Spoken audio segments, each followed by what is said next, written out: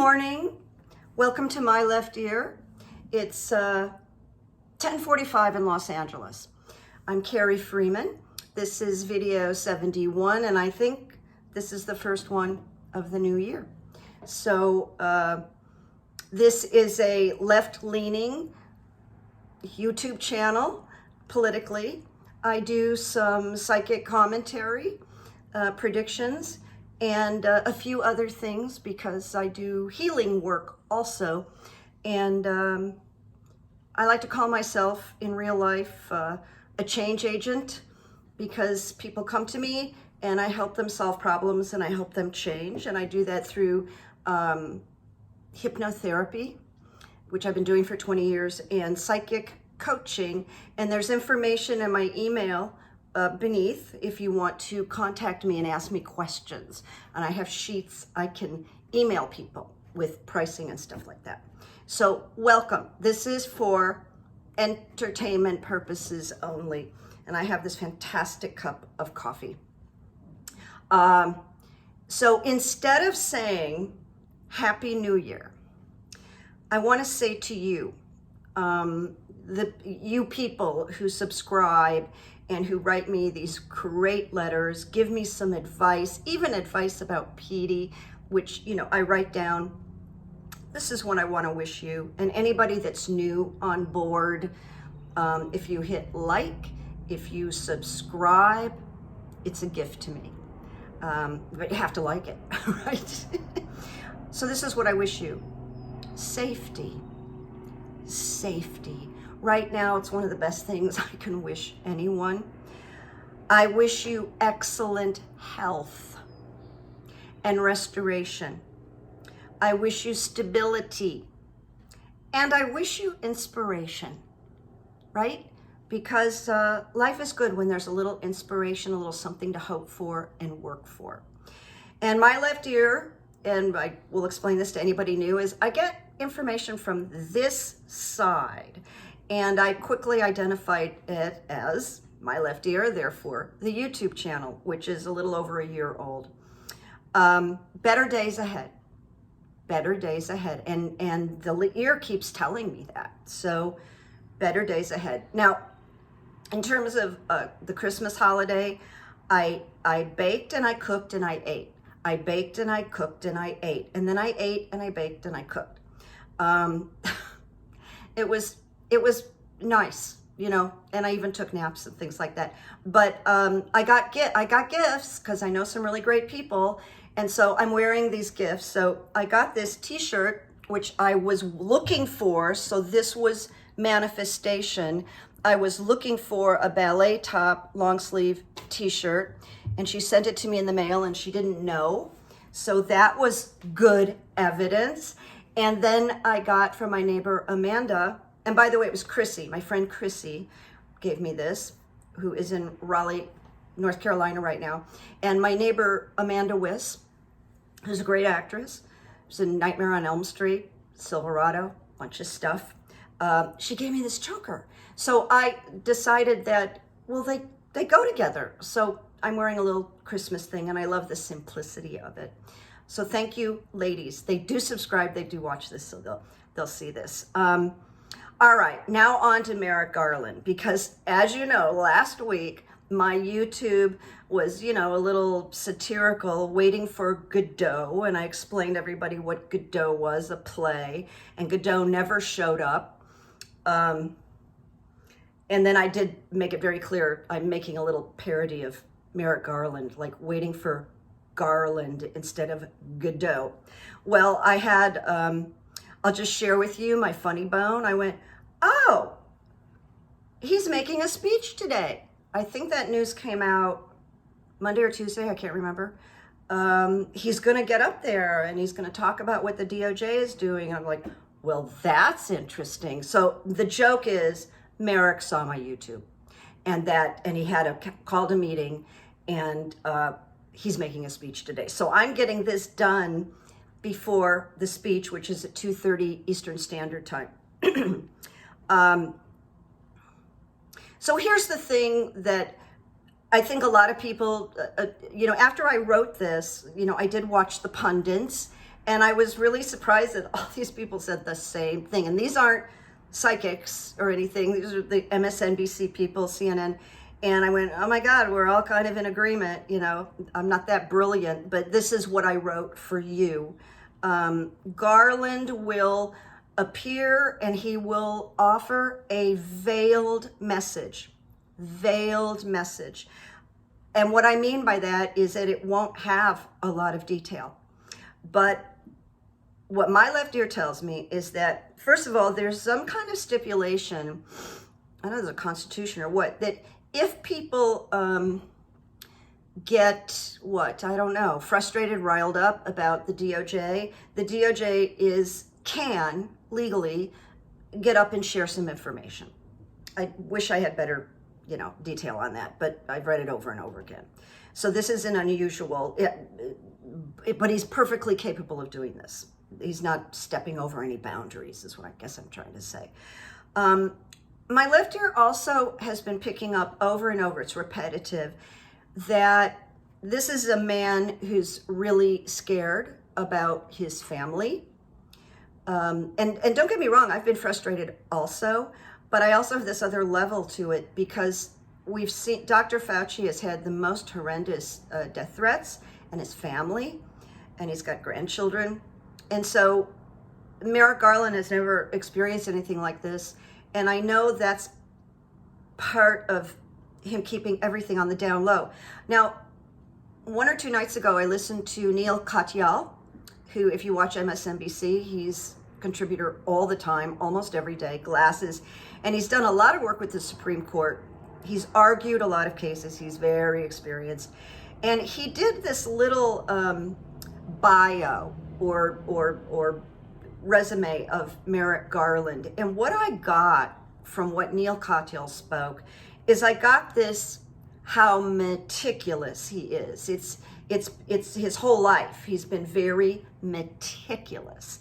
And he said as a judge, he was very meticulous and fair.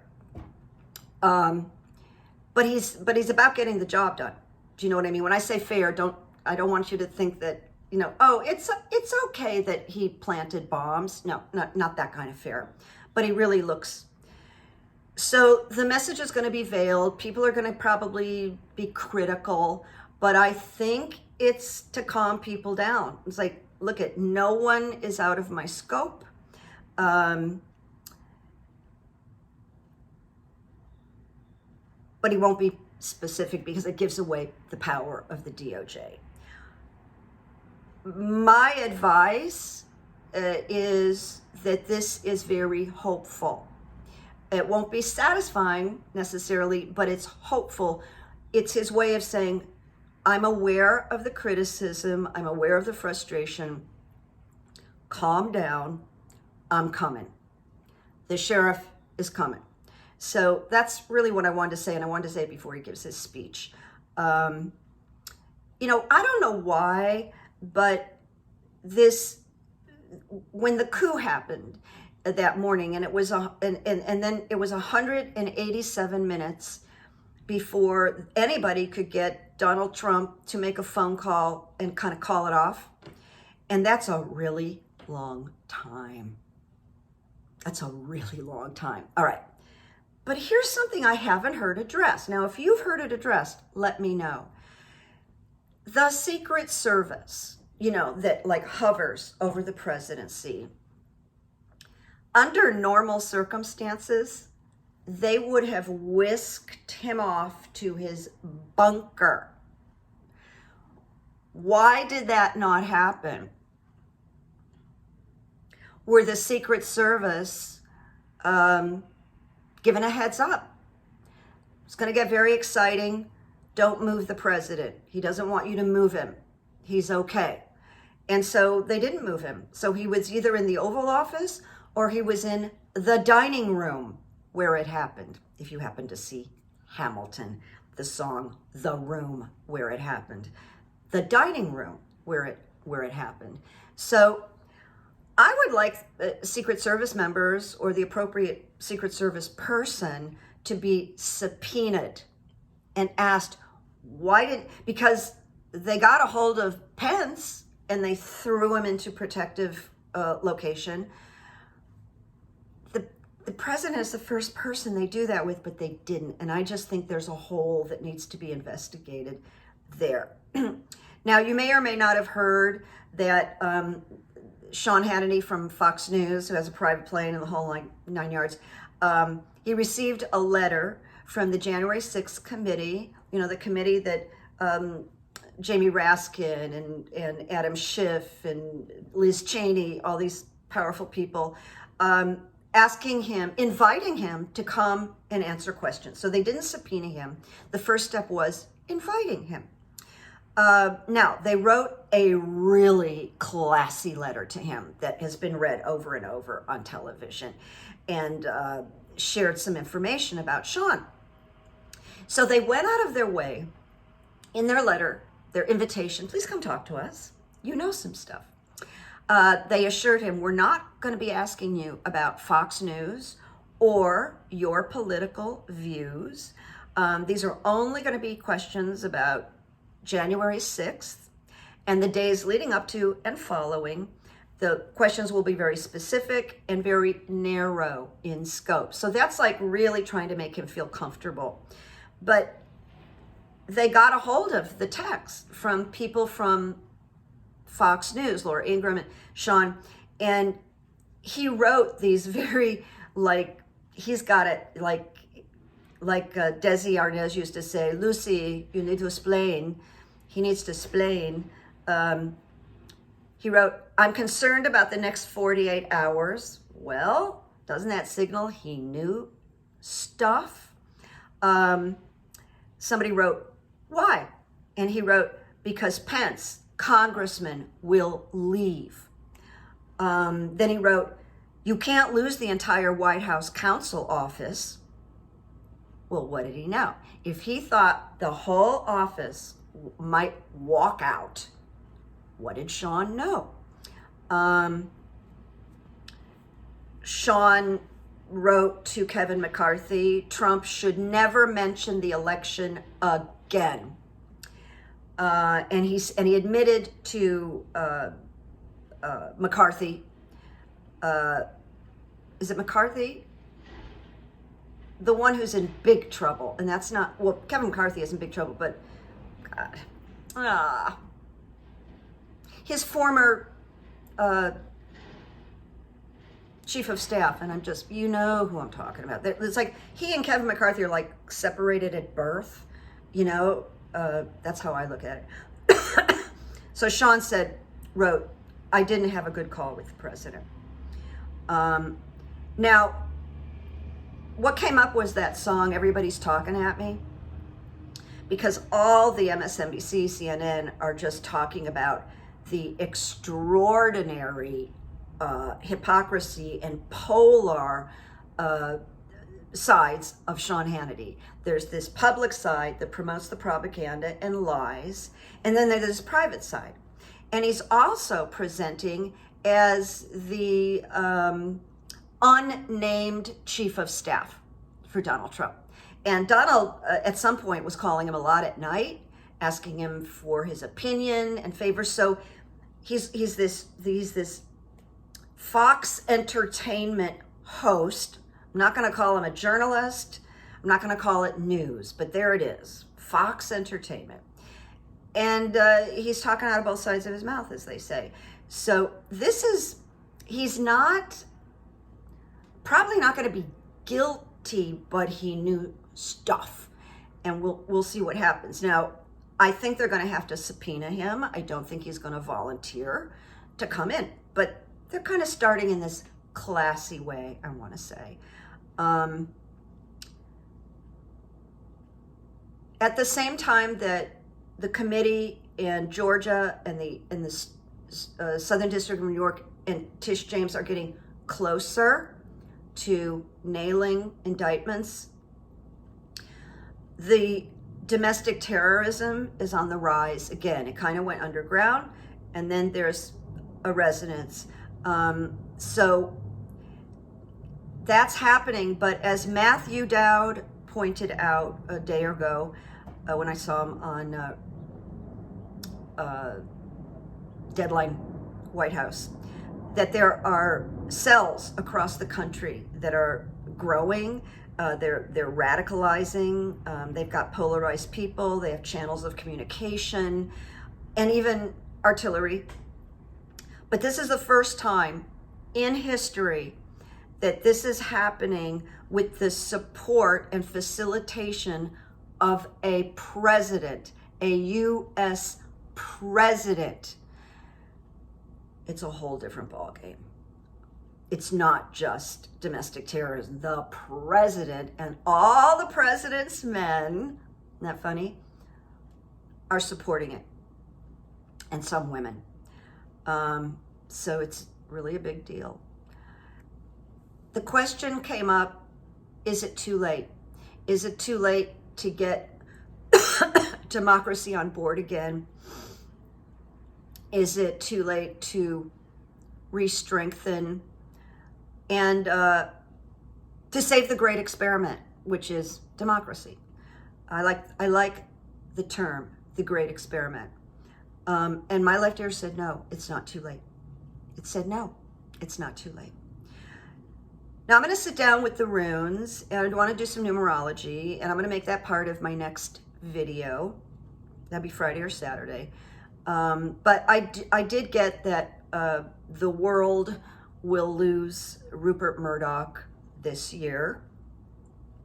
I think there's going to be a cluster or a period of died as part of the shift. I think, I don't see good health for Justice Thomas, and he might be leaving. And once again, this is for entertainment purposes only, so I don't get into trouble. And just a reminder, because I was thinking about, well, what do I think about 22? And I did back in 2021, told you that my gut, my left ear, sees the Democrats remaining in the majority in both the Senate and the House, but a little more. Seriously, a little more. I do see the human infrastructure bill that has had so much controversy with Joe Manchin, that it will pass with some concessions, because as long as Joe Manchin is walking the earth, he thinks he's the other president. And I can't really say how, but I have a hard time, and my left ear has a hard time imagining that the filibuster won't be altered, reshaped a little bit, so that the voting rights bills will pass. That is really the most urgent thing going, the voting rights bills, because if they don't, it's a horrible uphill battle. I don't have to tell you that, right? So, as I said, I'll be back. I'm going to do some runes and some numerology about 2022. Here's just a little story of good evidence. My girlfriend, who is also a book designer, and she's going to design the cover of the Good Evidence book that I'm doing, but they lost their electricity in Northern California, like for days, and they were sleeping in front of their fireplace, and all their food spoiled, and they had this big giant doodle, but they got in the car and they drove to Petaluma, which is about 2 hours from where they live, and they got a nice hotel room, and when they were checking in with their big doodle named Mojo, the desk clerk said to my friend, "Oh, that's a lovely service dog that you have." And she went, because Mojo is not really an official service dog, and she went, and he was like, "Yeah, really nice service dog." He's like, so they didn't charge for the dog. That was the good evidence. The dog would have cost them $35 a night, and the service manager did that. And that was just like nice little bit of good evidence. Love that. And then I had this funny thing with my left ear this morning. I got a call from a very close friend of mine, and someone that she used to really, be crazy about resurfaced, a man, and he was no longer married, and they always used to have a great time together, but they never literally got together. So he's back in town, and they just have a blast together that never went away. She called this morning and said that they had had this sort of, special evening, and it kind of crossed the line, and she was very excited about it, and they have really good chemistry, and she was like kind of out of her mind, like really anxious. Is he gonna call? And I think they exchanged one text. So I said to her in no uncertain terms, I said, you must do nothing. And when you feel like you want to call me, and I'll talk you down from the roof. Just give it a chance to breathe, okay? And she said, what are you doing today? And I said, I'm making a video, and then I'm working on my books, and it's a very creative day, so I'll talk to you. So I'm setting this up, ready to meet with you guys, and my phone rings. I'm like, oh, what does she want? Call, I answer, and she said, do you just have a minute? I said, yeah, just a minute. And she said, well, I just heard from him, and he invited me over this weekend for Scrabble and movies and blah, blah, and she was like so happy. And so I said, listen, Mama told you, don't do anything. So that was fun, and I was really happy for her. I said, now just chill. Something's happening. Just chill and enjoy yourself. So the news about Petey is that the other day he escaped out the front door. And I have a landing and stairs on two sides, and I'm like, oh no, he can't go down the stairs. And I somehow got a hold of him right before the first stair, because he moves really fast. And I literally took him by the neck and was like, no. And I got him back to the apartment. He wants to go out there, and I'm going to have to be really, really careful. Number one, I told the shelter he was not going to be an outdoor cat, and I haven't had an outdoor cat for many years. They just don't survive for the most part. It's not a good thing to do, but I have a beautiful porch with sunshine and air, and he's out there right now. That's why, you're not hearing him or seeing him, because he needs to be contained sometimes, but he's having a really nice morning. And I appreciate these suggestions that you've sent me about, I'm going to have to maybe baby-proof my kitchen, and I can't leave any temptations out for him to explore, because things that I don't even think of, he gets into. But not every single day. Now today he's very mellow. Yesterday he was like on fire, making trouble. And I didn't want to upset any of my subscribers by calling him naughty or a bad boy. I do it with a lot of affection. You're naughty, you're a bad boy. I love him. He's got the best life. I can't tell you. He's got the best life. And he's on his cat tree right now. So that's the latest for Petey. We had a nice night together. He's a very good sleeping companion. I really, it comes right to bed with me, and it's really, I love it. All right, here we get to the quotes. This quote, bring your beauty, because there's a whole lot of ugly out there. Bring your beauty, because there's a whole lot of ugly out there. And that goes along with kindness on the street. And MLE delivered that to me. So I wrote it down. My left ear quote. This next quote is, for me, anonymous. And it says, between obstacle and opportunity, there's a bridge. That's a really high thought. Between obstacle and opportunity, there's a bridge. And here's the final, and I don't have the author of this either, but it's good. It says, determination is the wake-up call to the human will.